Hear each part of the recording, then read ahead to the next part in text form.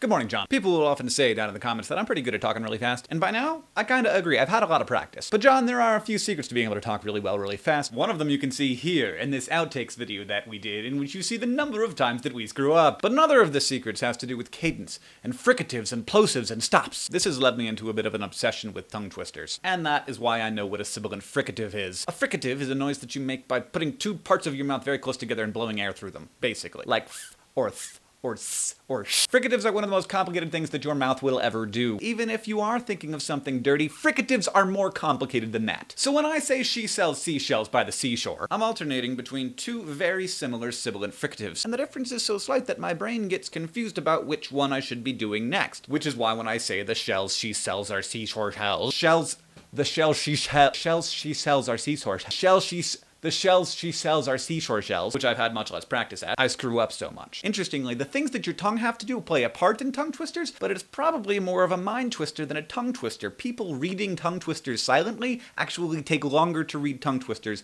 than non-tongue twisting sentences. I know, it's weird! Other fricatives are also hard, like f, but it's even harder when you're mixing fricatives like f and ch, like fisherman. Like the fisherman named Fisher who was fishing for fish in a fisher until a fish with a grin pulled Fisher the fisherman in. Now they're fishing for Fisher in the fisher. That tongue twister relies on more than fricatives. It also relies on homophones, words that are different but sound exactly the same. And then we have a thing that I cannot find a name for, and so I've been calling pseudophones. Pseudophones are words that are similar but not quite the same, and if you say them wrong, everything explodes. For example, my absolute favorite tongue twister: I slit the sheet I slit, and on the slitted sheet I sit. The pseudophones in this case being slit, sheet, and sit. What's worse is that there are several other pseudophones, like seat and sleet and another one, and the more frequently you say those other pseudophones, the more frequently you'll accidentally jump to them while you're talking about the slitted sheet. The reason why this is my favorite tongue twister is because people always end up shitting on the slitted sheet. Another important note about the slitted sheet is that it's entirely iambic, meaning that accented and non-accented words alternate, and that almost every accent falls on a pseudophone. I slit the sheet I slit, and on the slitted sheet I sit. Which brings me to what it is I think is the most important point about tongue twisters. The recognized hardest tongue twisters are things like the sheik's sixth sick sheep. But you never hear about the sheik's sixth sick sheep. Just having a dense forest of sibilant fricatives is, you know, that's hard,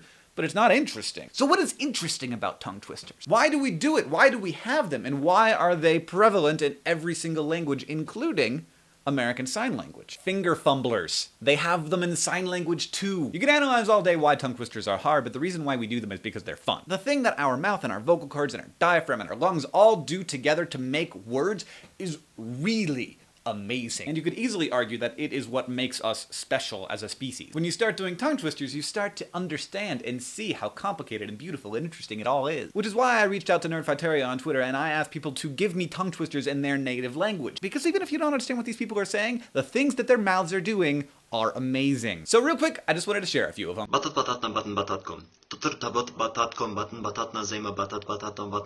Liesje leerde Lotje lopen langs de lange lindenlaan, maar toen Lotje niet wou lopen, liet Liesje Lotje staan. Það fer nú að verða verra, ferðaveðrið. Un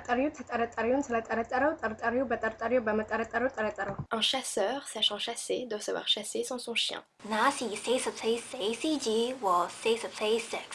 Frakt man Fransen fra fasen, frakta fanten fine fruer fra Fredrikstad forbi Ferda fyr. Fruene fremfører fryktelige, forferdelige fiser for frakt man fram Fransen fra fasen. You can see by watching this that there's something universal about tongue twisters, and it's not just sibilant fricatives. The universal thing really is humanity, and that we enjoy having fun. There are some more non-English tongue twisters in my pants, and John, if you don't have a copy of Fox and Socks, I'm sending my copy for Henry. John, I'll see you on Wednesday. Thank you for the assistance of Professor of Linguistics Joel Anderson, and also to his friend Anne for getting him in touch with me, and to all of you in the comments who are shouting right now that I must be punished for making a video that is longer than 4 minutes. I must remind you of the Nerd Fighter montage exception, and thus I remain punishment-free. Now, I have a final tongue twister for you. Betty bought some butter, but she said the butter's bitter. If I put it in my batter, it will make my batter bitter. But a bit of better butter will make my batter better. So she bought some better butter, better than the bitter butter, and she put it in her batter, and her batter was not bitter. So 'twas Betty bought a bit of better butter.